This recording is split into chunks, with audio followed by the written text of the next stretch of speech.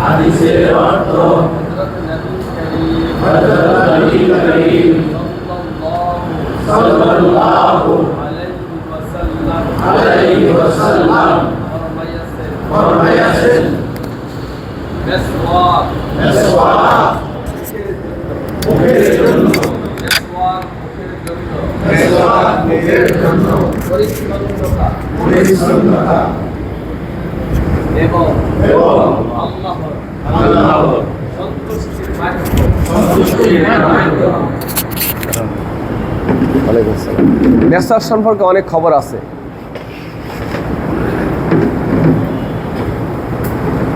মেসওয়াকে তো 70-এর চেয়ে বেশি লাভ।